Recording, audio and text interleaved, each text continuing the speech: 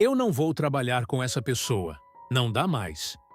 Essa frase não saiu de uma novela. Não foi roteirizada. Não tinha câmera apontada para quem a disse. Foi dita nos bastidores.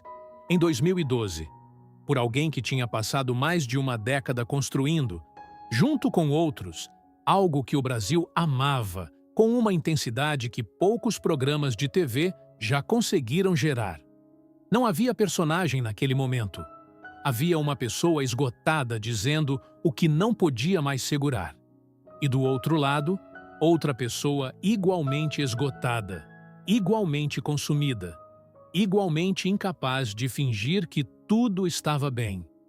Quando a notícia vazou para a imprensa, o Brasil reagiu com a mesma incredulidade de quem acaba de descobrir que os pais vão se separar.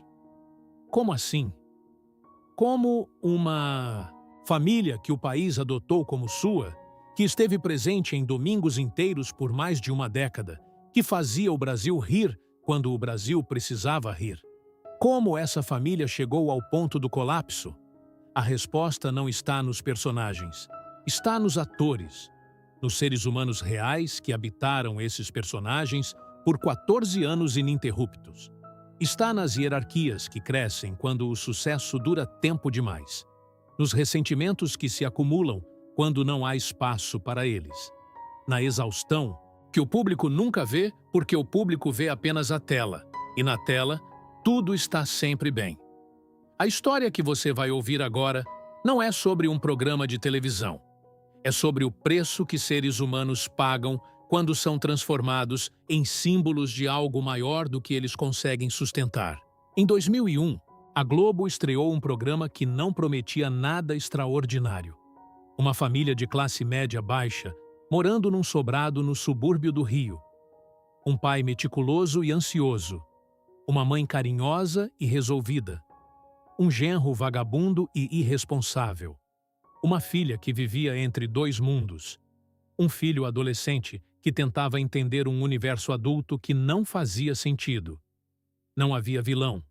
Não havia mistério. Não havia suspense de folhetim. Havia apenas uma família. E isso foi o suficiente para o Brasil parar. A grande família entrou na vida dos brasileiros pela porta dos fundos, como entram as coisas que ficam de verdade, sem estardalhaço, sem campanha de lançamento que prometia revolução. Ela chegou, sentou no sofá e o público percebeu que já a conhecia, porque o Linneu era o pai de todo mundo. O homem que checava a fechadura 3 vezes antes de dormir, que tinha uma resposta metódica para cada problema da vida, que amava a família com uma seriedade que às vezes beirava o absurdo. A Nenê era a coluna que sustentava tudo, prática, afetiva, implacável quando precisava. O tipo de mulher que o Brasil reconhece em cada mãe, em cada avó, em cada figura feminina que segura uma casa inteira nas mãos, enquanto finge que não está fazendo isso. O Agostinho era o Brasil se rindo de si mesmo, preguiçoso de um jeito que incomodava e encantava, cheio de esquemas que nunca davam certo e de uma autoconfiança que não tinha nenhuma base na realidade. Era impossível não se reconhecer nele, ou reconhecer alguém que você conhecia. A Bebel era a filha que escapou do script que a família tinha escrito para ela. O Tuco era o jovem tentando entender para onde estava indo num mundo que não parava de mudar. Cada um deles era um arquétipo, mas nenhum deles parecia arquétipo. Pareciam gente, e foi isso que criou o vínculo. Ao longo dos anos 2000, a Grande Família tornou-se um dos programas mais assistidos da televisão brasileira. Não com os números explosivos de uma novela das 9 em momento de clímax, mas com uma consistência rara, uma fidelidade de público que se renovava a cada temporada sem precisar de grande reviravolta. O programa ganhou prêmios, ganhou reconhecimento crítico, ganhou o tipo de afeto popular que não se compra com marketing e não se fabrica com estratégia. O afeto que vem quando as pessoas sentem que aquilo pertence a elas. Os atores se tornaram mais do que atores. Marcos Caruso era o Linneu mesmo quando aparecia em outra coisa. Marco Nanini era o Agostinho mesmo num comercial de banco. O programa havia fundido personagem e intérprete de um jeito que raramente acontece na televisão brasileira. E foi exatamente aí que o problema começou a se formar. Porque fundir personagem e intérprete é um processo lento e silencioso. Você não percebe enquanto está acontecendo.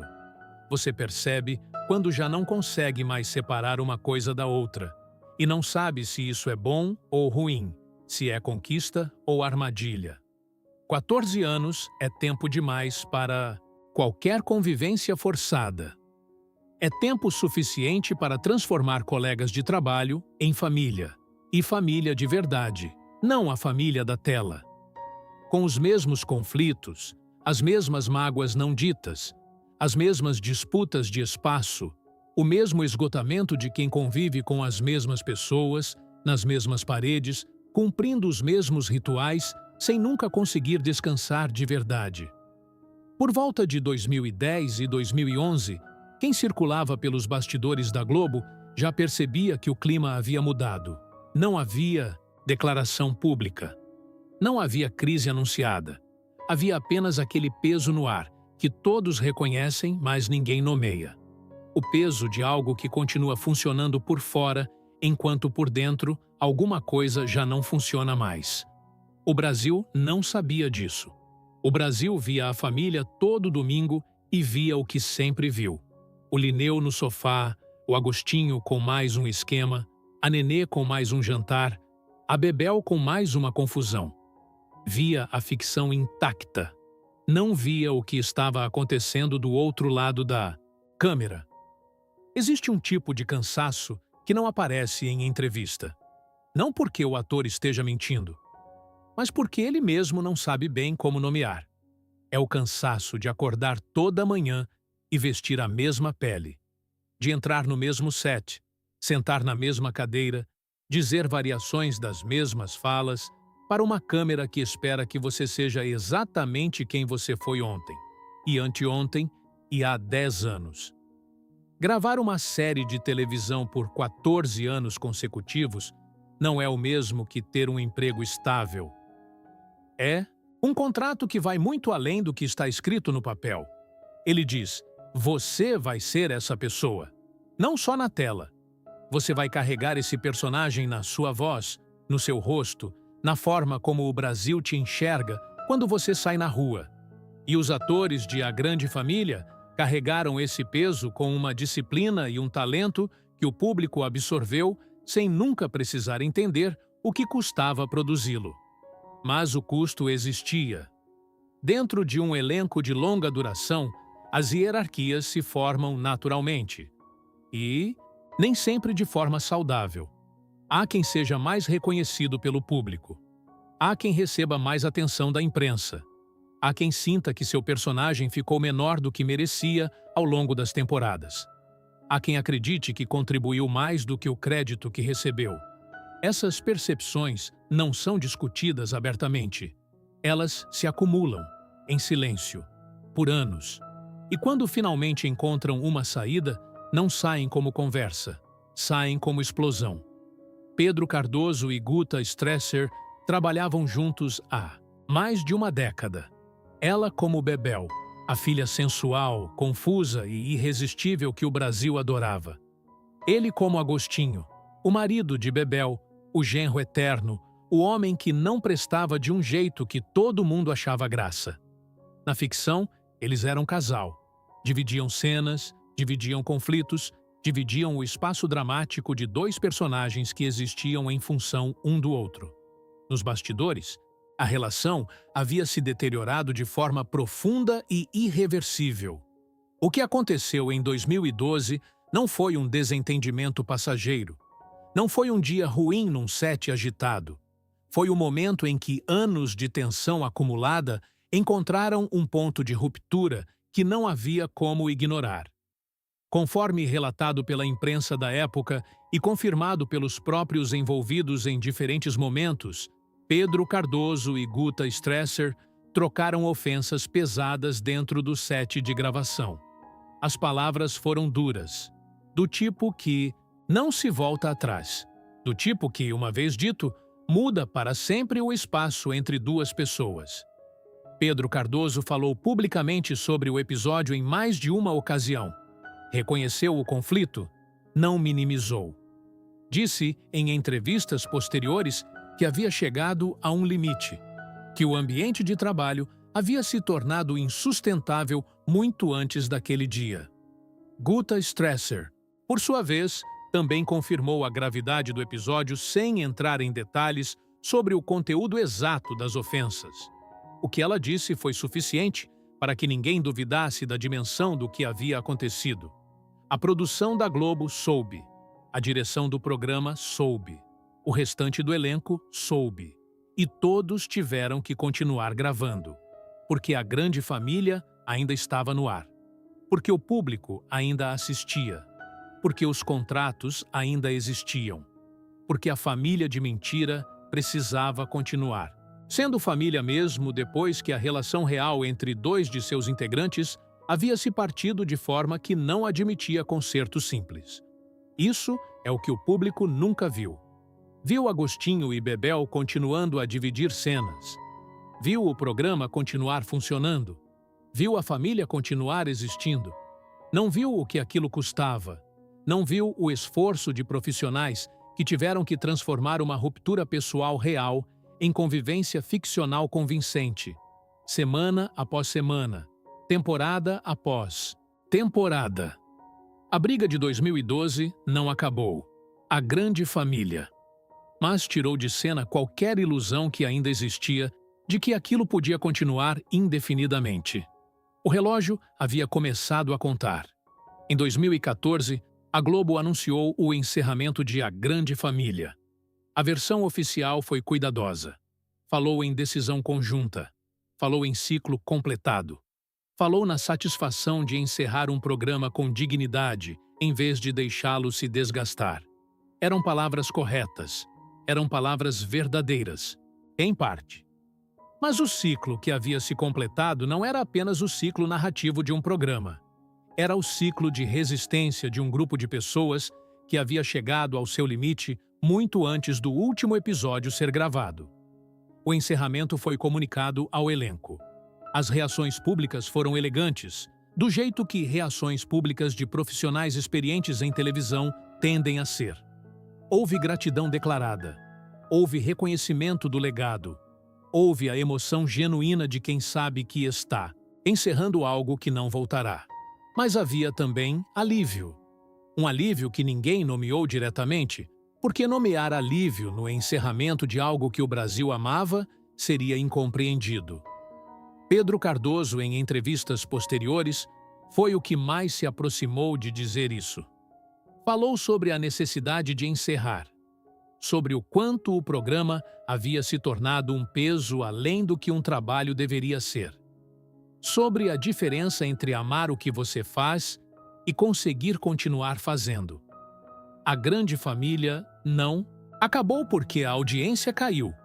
Não acabou porque os roteiros ficaram ruins. Não acabou porque o Brasil havia deixado de se reconhecer naquela família do subúrbio carioca. Acabou porque as relações internas estavam destruídas além do ponto de recuperação. Porque manter aquela ficção de harmonia na tela, enquanto a harmonia real nos bastidores havia deixado de existir, era uma exigência que seres humanos não podem atender indefinidamente. O último episódio foi ao ar com a solenidade que o momento merecia. O Brasil se despediu com carinho, com saudade antecipada, com aquela sensação de fim de era que poucos programas conseguem provocar. E ninguém soube, ou quase ninguém, o que havia custado chegar até ali. A grande família acabou. Mas a pergunta que ela deixa não é sobre o programa, é sobre o sistema que o produziu. O que significa pedir a um ser humano que habite o mesmo personagem por 14 anos consecutivos? Não é uma pergunta retórica. É uma pergunta concreta, com consequências concretas, que a televisão brasileira nunca se deu ao trabalho de responder, porque a televisão brasileira não foi construída para fazer essa pergunta. Foi construída para produzir produto, para manter audiência, para renovar contratos enquanto os números sustentarem, para extrair de atores reais o máximo que eles conseguem entregar, e depois, um pouco mais. Pedro Cardoso não explodiu em 2012 porque é uma pessoa difícil. Guta Stresser não chegou ao limite porque é uma mix profissional despreparada. Eles chegaram onde chegaram porque um sistema inteiro os colocou naquela posição e continuou os mantendo lá muito depois do ponto em que qualquer pessoa saudável teria pedido para sair. A longevidade que o Brasil celebrava como sinal de qualidade era também, por dentro, um mecanismo de desgaste que ninguém tinha interesse em tornar visível. A Globo não é vilã nessa história. É uma empresa que fez o que empresas fazem. Manteve no ar aquilo que funcionava, que gerava receita, que o público amava. O problema não é a intenção.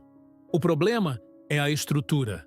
Uma estrutura que confunde longevidade com saúde, que trata a resistência humana como recurso renovável, que esconde o esgotamento real por trás de trilhas sonoras de domingo e risadas gravadas em estúdio. O Brasil via uma família, via harmonia, via afeto, via pertencimento. Não via o que estava sendo consumido para produzir essa imagem. E talvez nunca pudesse ver, porque a função daquele programa era exatamente essa: criar um espaço onde tudo estava bem, onde a família resolvia seus conflitos, onde o domingo tinha sentido. Mas tudo tem um custo. E quando o custo é pago por pessoas reais, em silêncio, dentro de um set de gravação que o público nunca vai visitar, esse custo merece ser nomeado. A Grande Família foi um dos maiores fenômenos da televisão brasileira. Isso é verdade. Isso permanece verdade. E também é verdade que ela acabou exausta, que as pessoas que a construíram chegaram ao fim consumidas por um sistema que as amava, da mesma forma que ama qualquer produto, enquanto estava sendo útil. O Brasil nunca soube disso enquanto acontecia. Agora sabe.